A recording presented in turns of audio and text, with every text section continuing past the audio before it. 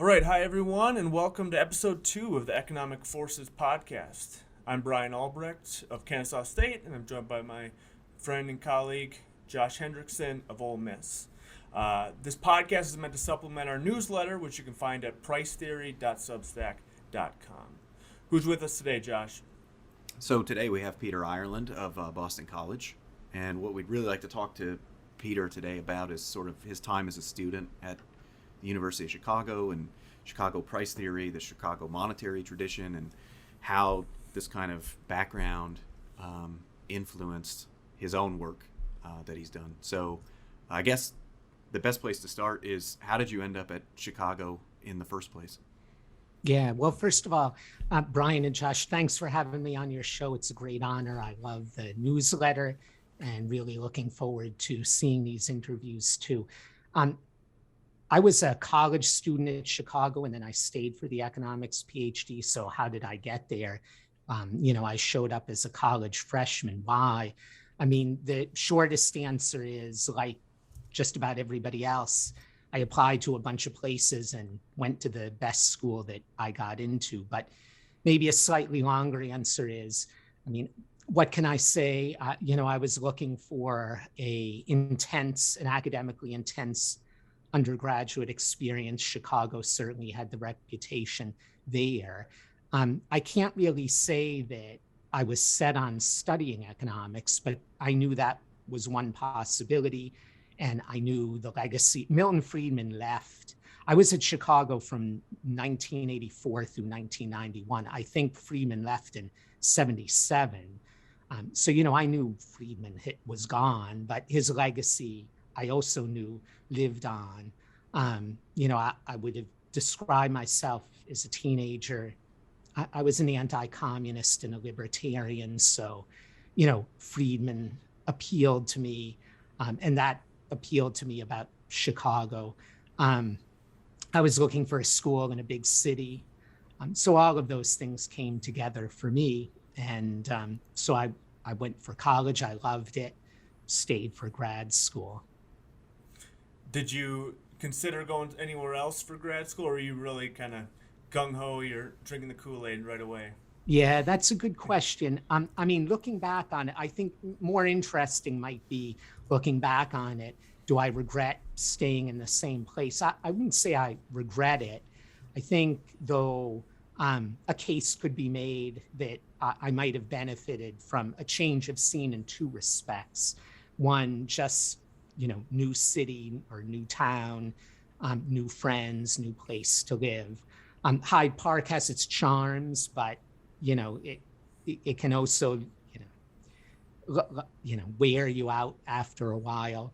And then even more importantly, perhaps intellectually, it might have done me good to go someplace else. I guess if where would have I gone as an alternative? You'll be pleased to hear this. Probably Minnesota. I sometimes think, maybe that's what I should have done. In contrast, though, when I was going into college, I didn't even know if I wanted to study economics. Like I said, it was a possibility, but it was not like I was necessarily ready to go. I took a few grad classes my senior year in college. And so, in fact, when I was applying to graduate schools, I knew obviously that I wanted to do economics, but I knew specifically macro is what I wanted. And at the time, Chicago had Lucas, Stokey, Rob Townsend, Lars Hansen, John Cochrane, Michael Woodford, Andy Atkinson was there. It was just really hard to leave. That the atmosphere was energetic and intense, right to my style. I really loved it. So, that's why I stayed. Yeah, it'd be pretty hard to, I think, give up that opportunity. Especially in hindsight, you kind of see where those names, the careers have gone. But I'm sure at the time, even, it was pretty clear that this is a hotbed for macro. This is cutting edge stuff, really transitioning. Who'd you have for when you were taking it as an undergrad? Do you remember? Yeah, that's a good question. So what was interesting, Chicago still has an extensive undergraduate core curriculum. At the time, it was even broader in the sense that it was difficult to really get a start on your major until certainly sophomore year. It wasn't really till my junior year that I took a lot of, we would recognize today as academics. There was in the core, there was a sort of political economy component where we read Smith and Marx and Friedman and Tawney, some of the European socialists. But, that wasn't, it wasn't supply and demand and difference curves and budget constraints or aggregate demand, aggregate supply. So at the time, there was no, what in most schools today, BC included, no principles. You would take the core and you would jump right into intermediate micro or micro theory. So micro theory, I took, it must have been my sophomore year. Sam Peltzman taught the class. He used Hirschleifer's book. I really enjoyed that. As in many other schools then and now, many of the economics classes that I liked most were taught by graduate students. For macro, I had a woman named Barbara Mace who was at Rochester for a little while. She's now works for a consulting firm. She was an excellent teacher. I took a labor economics class with a guy named Mike Gibbs, who now teaches at Chicago Business School. Really enjoyed that too. It was really partly, the enthusiasm and energy that I got from those graduate students that ultimately made me gravitate towards the economics major and then want to do graduate school. So one of the things, I guess, too, is, well, first of all, it's kind of funny because, our newsletter is really about price theory, and we've been inviting a lot of macro people to come on and talk, which is kind of funny. But I'm actually kind of interested in your perspective on this about, when you think of Chicago's kind of unique in the sense that even when a place has a brand, the brand is usually one thing. But Chicago has like two very distinct brands. They have a price theory tradition, and then they have a monetary tradition. And maybe you can just talk a little bit about sort of how you see those things as fitting together, or maybe they're just completely distinct and just two kind of things that they got reputations for. Yeah, that's a good question. I was thinking a bit about that, looking forward to this interview over the past week. I mean, some of the connection, I think, historically probably comes through specific personalities. I mean, Friedman was so remarkable in the range of topics that he considered that, he wrote a price theory textbook, and then he's most famous for his work on monetary economics, the monetary history, the monetarist analytic framework that he developed as well. So, to the extent that the traditions are intertwined, probably, at present, post Friedman, a lot of that just has to do with the fact that, it was Friedman who was able to push forward both traditions. On the other hand, it's also true that the topics are intertwined as well. So you think about Friedman's permanent income hypothesis. I mean, you could view that as something that comes out of price theory, thinking about how individual consumers react to changes in income depending on whether they're permanent or transitory. But then it lies at the heart of Ricardian equivalence, of the macroeconomics with forward-looking consumers. I mean, it's built into the new the real business cycle model is really just a general equilibrium version of the permanent income hypothesis. And then by extension, it's built into the new Keynesian framework as well. So, it would be interesting to write an essay or maybe even a book that would ask, people or ideas or both. But to me, it's always seemed like Friedman as an individual looms large and how these things are intertwined. And then you ask, well, how about when I was at Chicago? I would say something similar. In terms of personalities, we can talk a little bit more about the specific price theory sequence, but Townsend, my main thesis advisor, Robert Townsend, actually taught in the price theory sequence. He did the general equilibrium component module with resource allocation, with private information, and so on and so forth. But then he also taught a monetary / macro theory course with his work in monetary economics. So in him too, in one personality, you had the bridge between micro and macro, and then in terms of ideas, Becker's famous for the development of human capital theory, and then the growth theories of Lucas and Paul Romer, their students, guys like Robert Tamura, emphasizing human capital in the process, as an accumulation is an important mechanism underlying growth. Again, you have cross-pollination of ideas, just like Friedman's permanent income hypothesis built in is a basic building block for almost all modern macro models.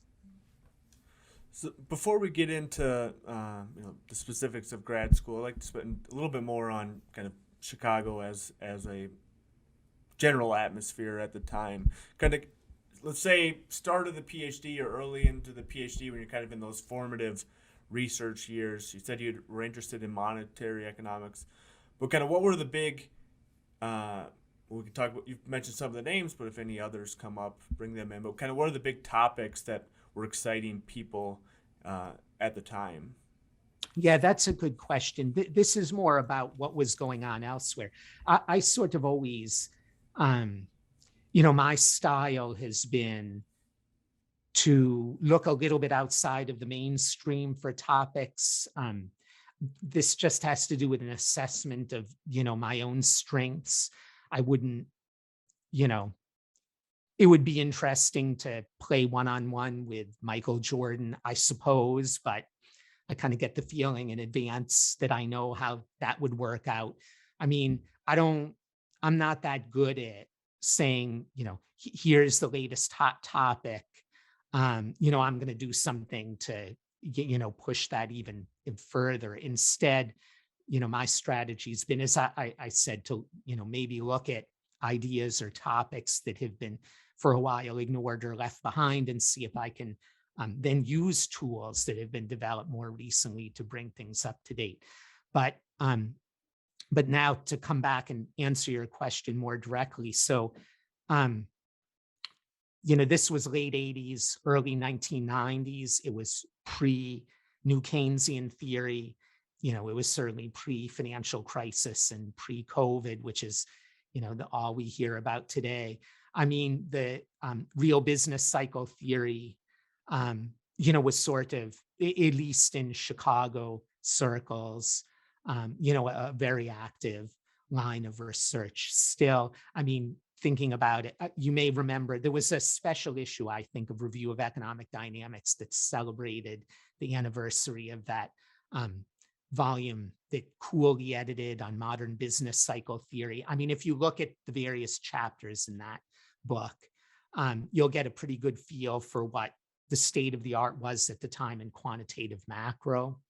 And then, endogenous growth theory on the other, and if you're talking about growth instead of business cycles, Paul Romer was at Chicago for a while when I was there.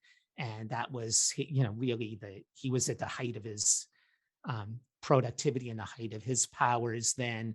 Lucas was doing his work on, the mechanics of economic development. And they had many students working on endogenous growth theory.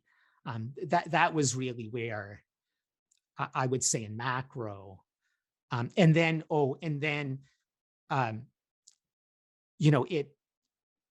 the early work that Lars Hansen won the Nobel Prize, the Hansen-Singleton papers testing the consumption-based capital asset pricing model, that even though that was the early 80s and now we're talking about 8 to 10 years later, there was still, I think now today we recognize that, you're never going to get the CRA, utility function to match, to reconcile data on consumption and asset prices. I mean, what could it be instead? Habit formation or long run risks or something like that.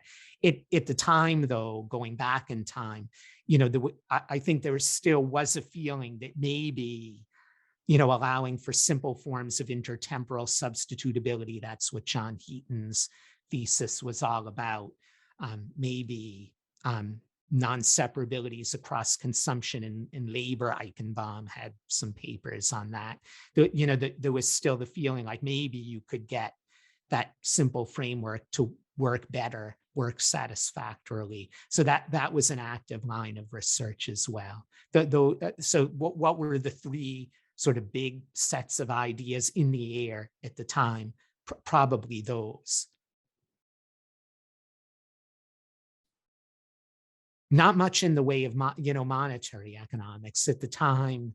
At the frontiers in the profession, monetary economics, basically happened at Berkeley and in Cambridge with Ball and Romer, the Mankiw, etc. That's really interesting. I was wondering if pull on this thread a little bit.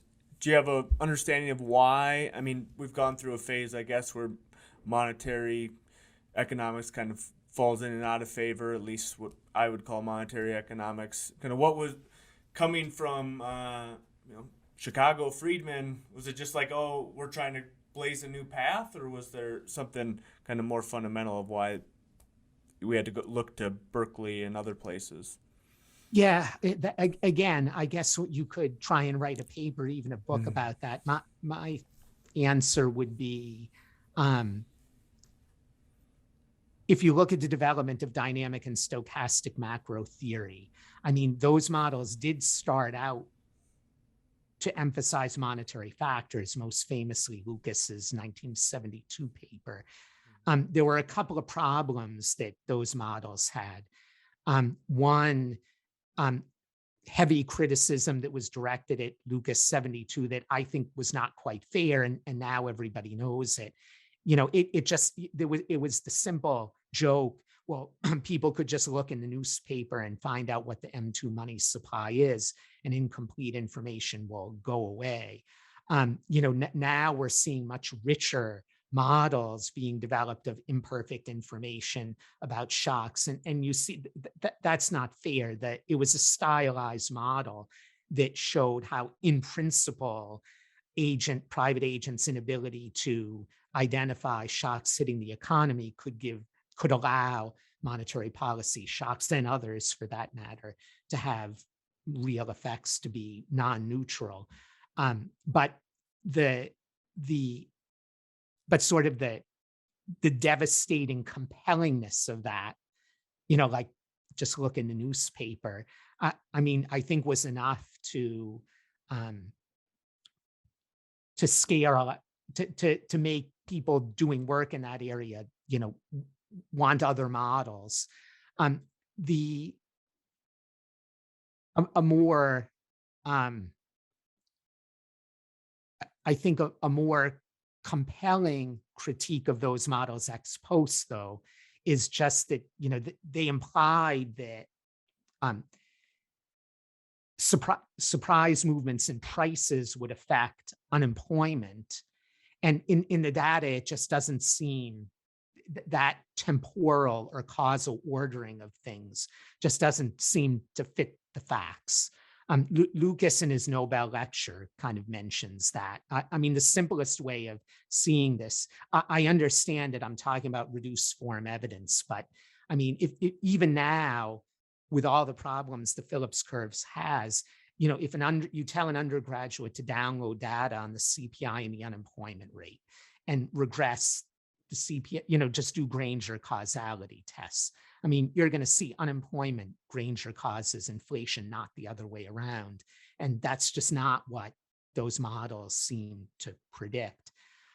So for economic reasons, maybe that that cause the freshwater researchers to look elsewhere. But it's also true that then you had Kindred and Prescott and Long and Plosser showing, by contrast, you could use purely real models to do a surprisingly good job at matching key features of the data.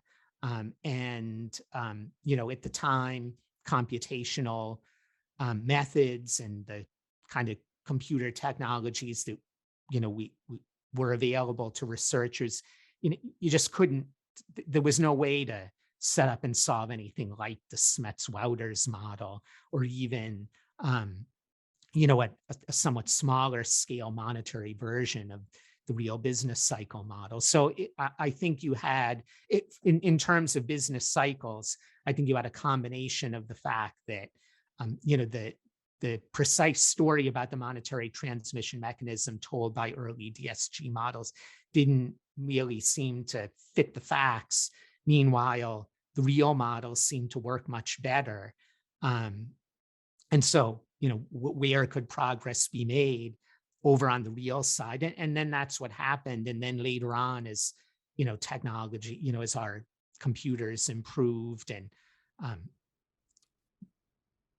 people could double back and incorporate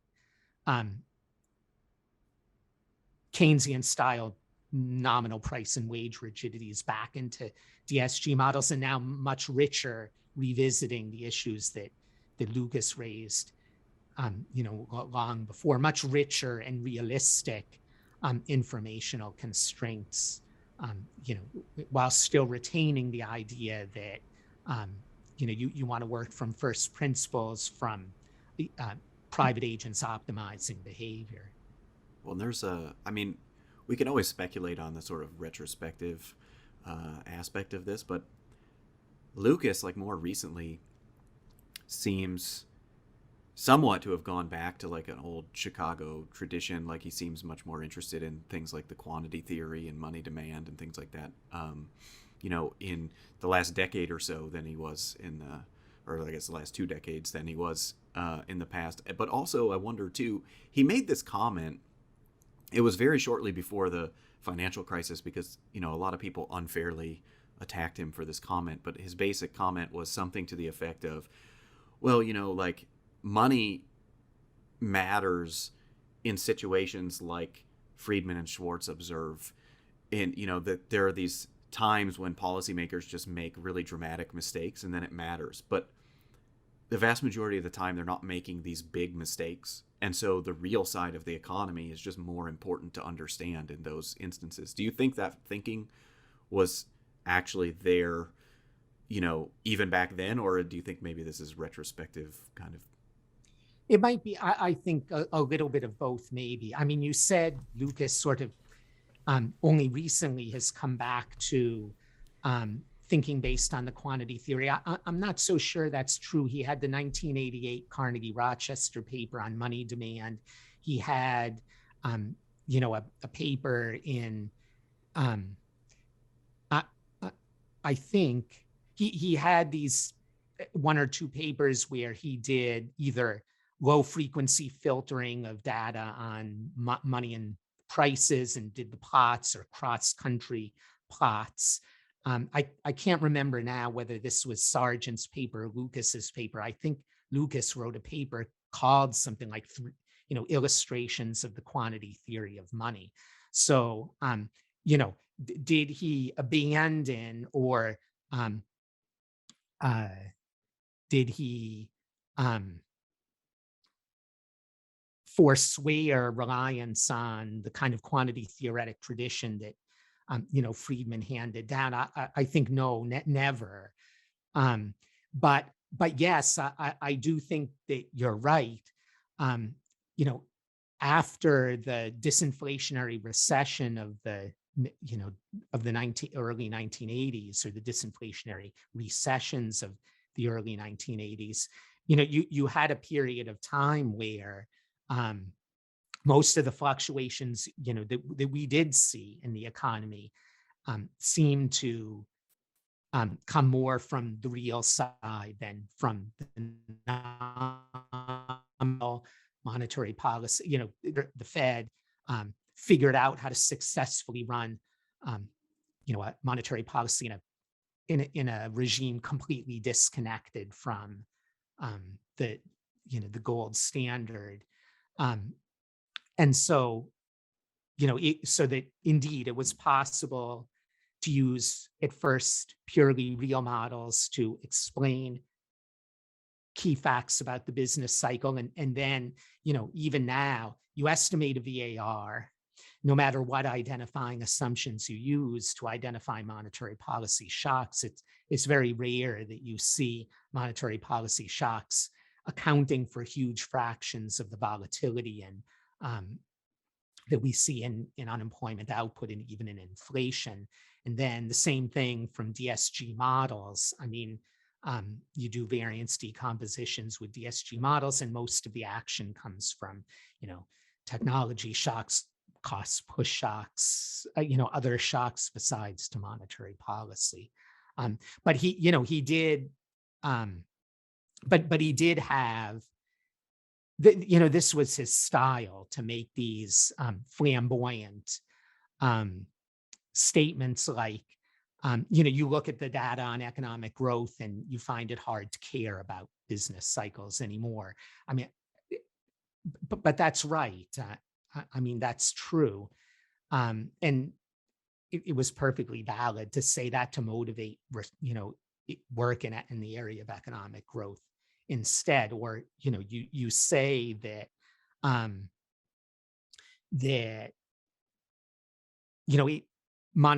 believe that monetary factors played a huge role in the Depression and in the inflation of the 1970s, but maybe not so much since then. We could argue about that. I would, but it, I think that's a reasonable view to hold, and it's one that can be supported with reference to data. I think this is a natural point to go back to something that that piqued my interest at least a little bit was, so we've talked a lot about kind of the environment that you've been around in Chicago and the big ideas and Lucas and whatnot, but you also mentioned earlier that you look outside of that. You look outside the mainstream. I very much relate to that idea. I'm sure Josh does too, of looking for research ideas that other people. Everyone's looking for research ideas that other people aren't doing, but I think there's a fundamental way in which some of us are a little bit weirder than others. I wonder. So you worked with. I think our listeners will have heard of some of these people. Robert Townsend, we've already talked about. Bob Lucas, I've heard of him. John Cochrane and Mike Woodford, 4 fairly prestigious people, but also, from my reading of them, kind of, I wouldn't say, I'm definitely not going to use the word dogmatic, but I think of them as having strong research ideas and really big research ideas. I wondered if you could talk a little bit about working with those people, but also how you recall navigating bringing your own, ideas into that fold. Yeah, that's a good question. Well, let me say first off that I think this is a trick for everyone. It's one of the hardest things to do as an assistant professor, because when you're a graduate student looking forward ahead because you're going to be on the job market and then you're going to be on the tenure track. I mean, you can't completely ignore fads and trends in the profession and in the literature, because you need to get publications in top general interest and field journals. And it's very, very hard to do that if you're working too far away from the mainstream. On the other hand, that may be where your real interests lie. And so, you just sort of have to be careful about how you choose research topics, particularly in the early stages of your career. Um, the I guess maybe having my first job at the Fed Reserve was, I actually think this is true. I mean, it was probably a very good place for me to land because I could do the work that, I was interested in doing. And it was a little bit different at the Fed than it was in academia, in the sense that um, maybe there wasn't quite so much pressure um, to do work that would fit into the mainstream, while at the same time, they really wanted us to be able to say something about monetary policy and its effects. So, but now maybe to get back to your specific questions, I actually saw an exchange on Twitter. I think you were involved in this, Brian, about third year graduate school papers and how everybody is embarrassed by them. But and I understand why. But I really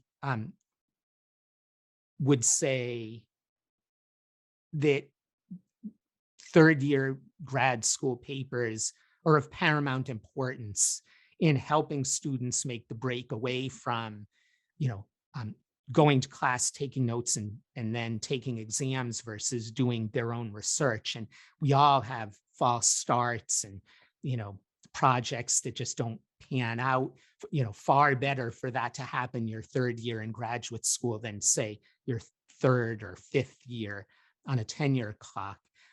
And sometimes they do work out. I mean, it worked out that way for me. So I took the monetary economics sequence, looking forward to it in order to take the monetary economics field exam at Chicago. And there, the courses were taught by Lucas and Townsend and John Cochrane. And there weren't any exams. The exam was sort of at the end of the year. You took the field exam.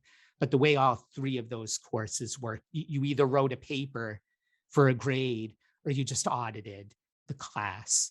And, as with most advanced PhD field classes, each of the professors went over a set of papers in class, plus they gave us a bigger reading list of things to look at.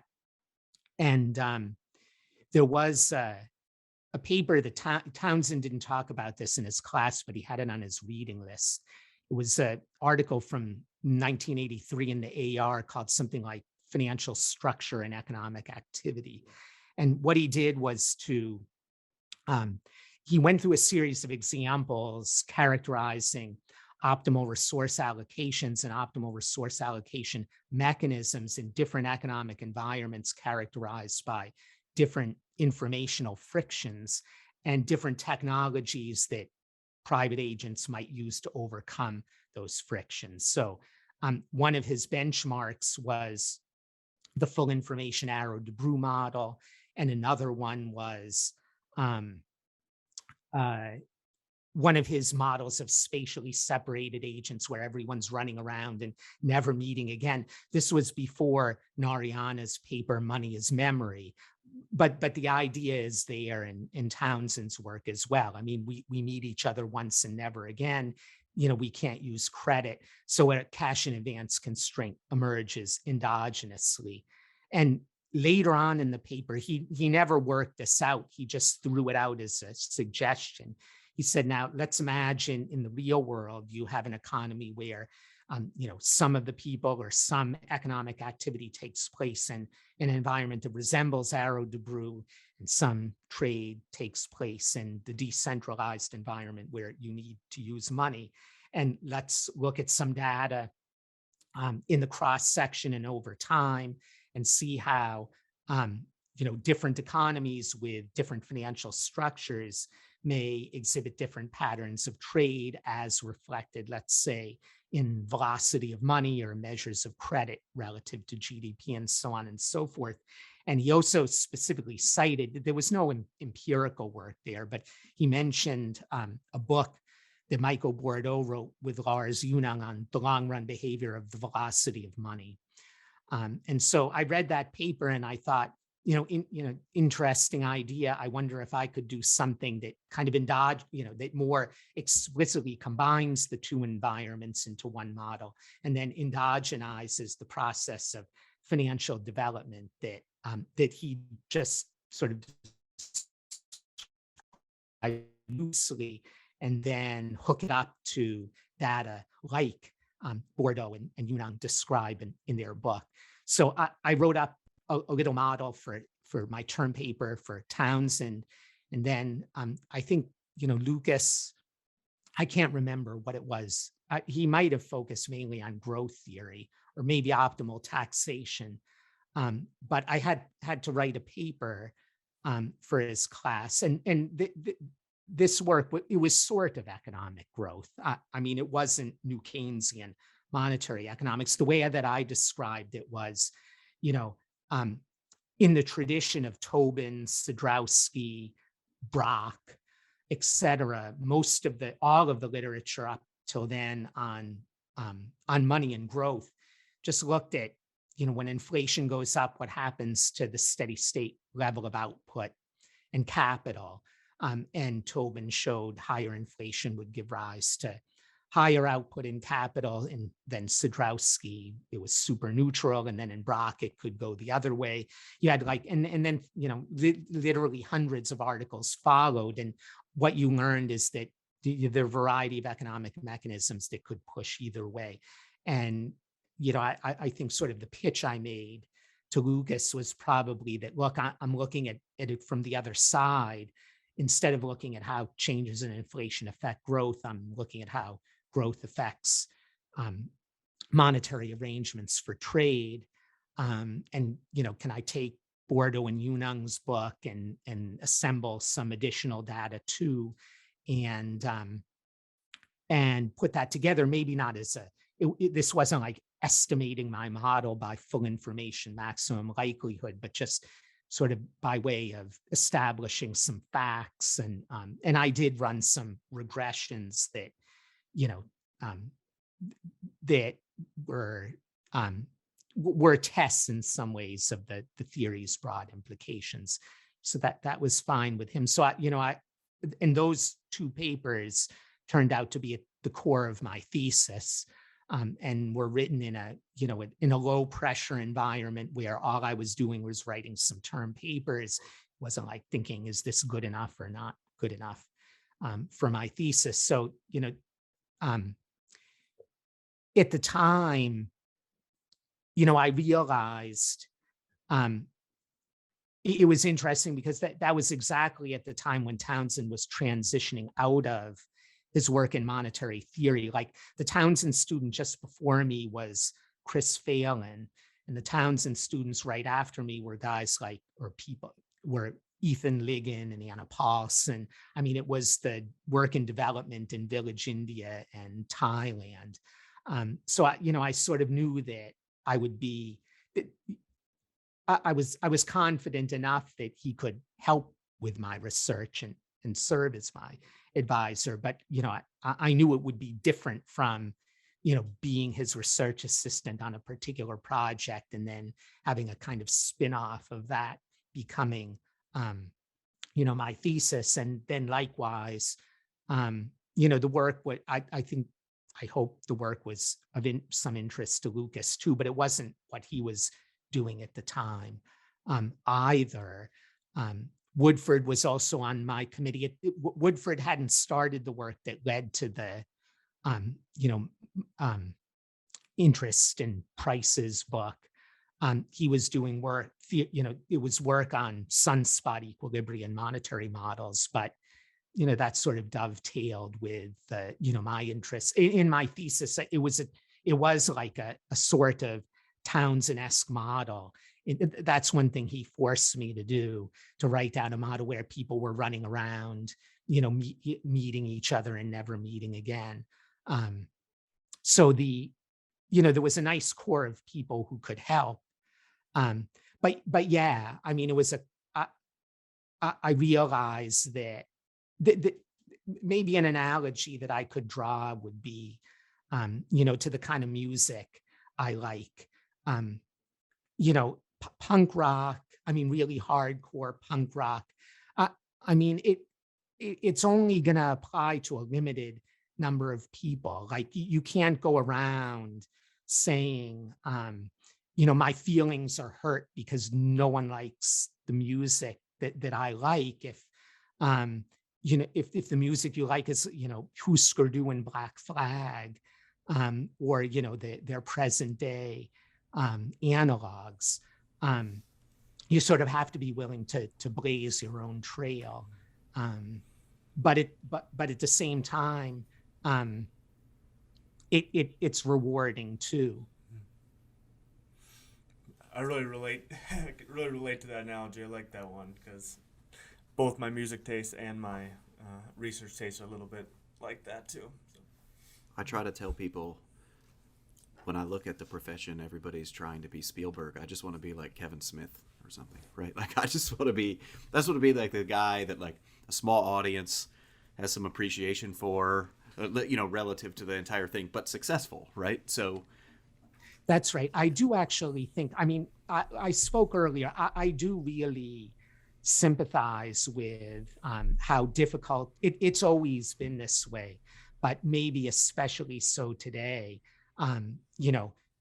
You hear a lot of complaining on Twitter. I hear a lot of complaining on Twitter from younger scholars about how difficult it is to break into the top 5 and how, problems associated with a tenure criterion that lean so heavily on the top 5. I really appreciate the sentiments behind those complaints. I think that they're valid, and I think there probably are things we could do in the profession to improve matters. I mean, take more responsibility on promotion and tenure committees to actually read and evaluate papers instead of just saying, well, we need to see something in the AR or else forget it. Or if you're writing letters in support of colleagues in the profession that are up for promotion and tenure, again, how about reading the papers and actually putting your own views on the line, saying, this article appeared in Economic Inquiry, but in my opinion, it was more original it was as original and interesting as, anything that I've seen in a top journal. I think that would be one way of coping. On the other side of things, one of the things that is nice about economics is that I do think that there's room for people who want to work outside of the mainstream, people who are not necessarily, I can do math. I'm not a brilliant mathematician. I'm not so good at anticipating trends and popularity, but I can find topics that I'm interested in, I think are hopefully of interest to others. And just by working hard on them, you can still do work that's valuable. Yeah, and get a job. And get a job, that's right, and get paid, and get paid for it. That's right. I mean, everything I said about the tenure clock in economics, I mean, I'm no expert at other fields, but it just seems like that maybe other fields suffer even more from this kind of, you either go along with the group or you leave the profession. Well, and I think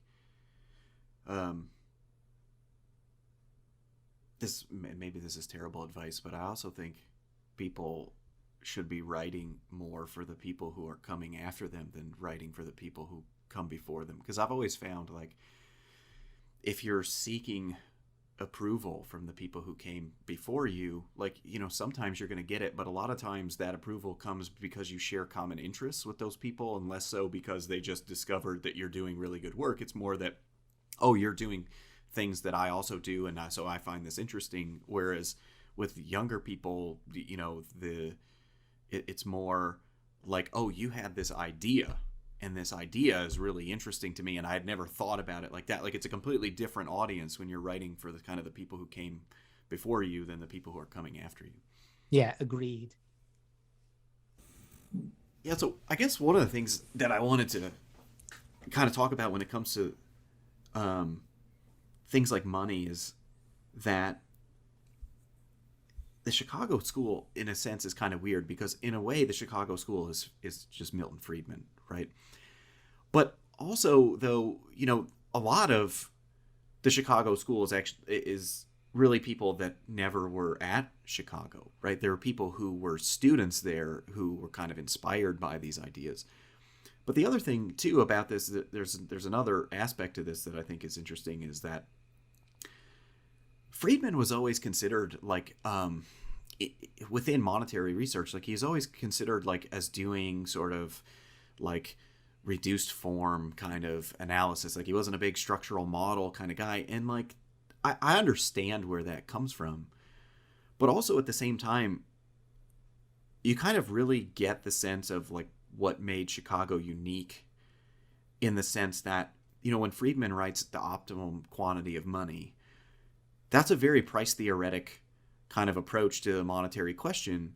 And so maybe this is not some big structural model, but like this, there always was this kind of aspect floating around in the background. And I think that's really much more of the Chicago tradition, is that even among the macro people, and even among the monetary people, there were these price theoretic aspects going on in the background. I mean, even if you read like Barrow's work on fiscal policy when he was at Chicago, it's very price theoretic, right? You read it and like, this is just price theory, right?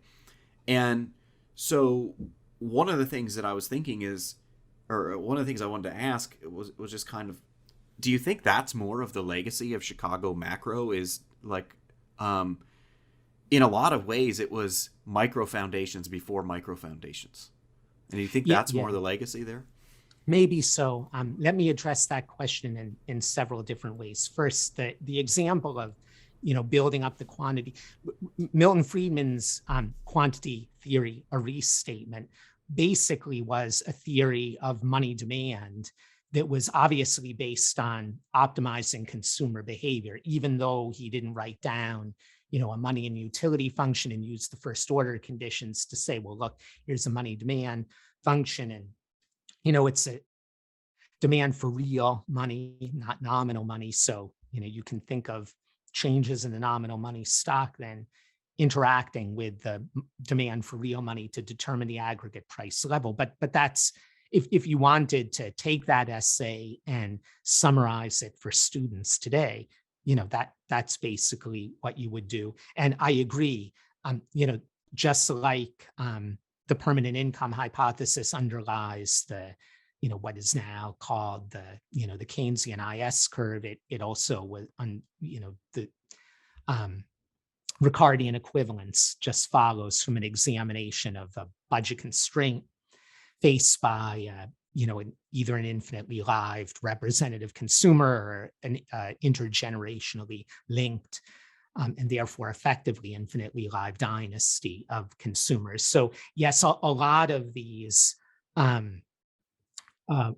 classic results that are associated with Chicago macro, they are micro founded, and they're micro founded in a particular style of Chicago price theory. So that would be one point. The second thing I would say is that you could also, though, take another view and say it wasn't just Friedman. What the enduring ideas really are one, a quantity theoretic approach to thinking about monetary policy, and then arguments of various kinds for rules for monetary policy, the superiority of rules over discretion. And that's certainly, those are issues that have been addressed in different ways by different Chicago economists over the generations.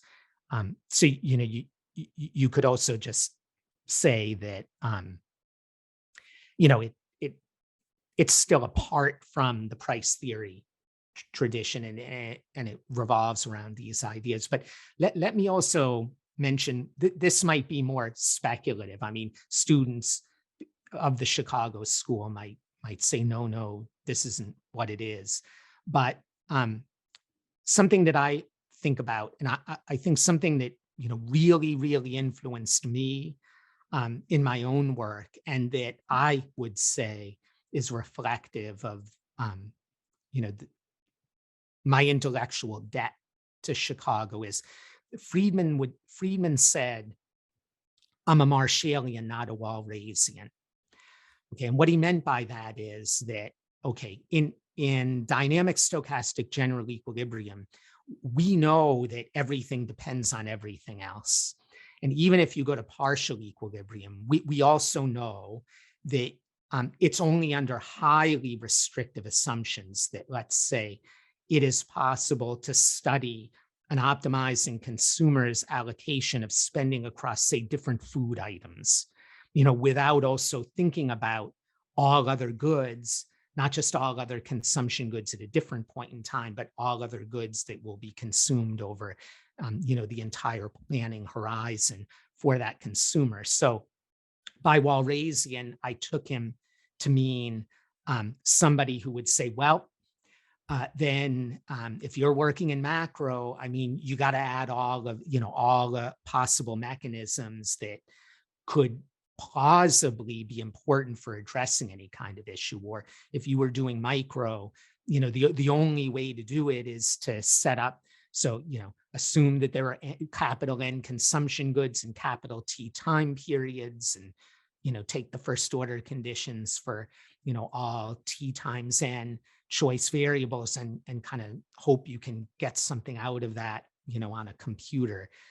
Instead, when Friedman said, "I'm a Marshallian," I take him to mean that he is someone who is willing to make assumptions in advance and choices in advance about the specific mechanisms that may be important for addressing a particular issue, and at the same time to display a willingness to say, well, I'm going to set these other things aside.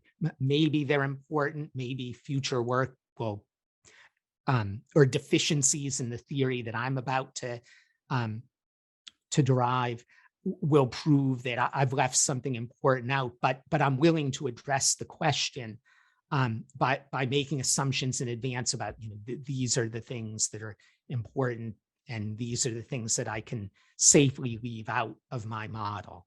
And Friedman's work was very much in that tradition. Both, I mean, that is sort of the price.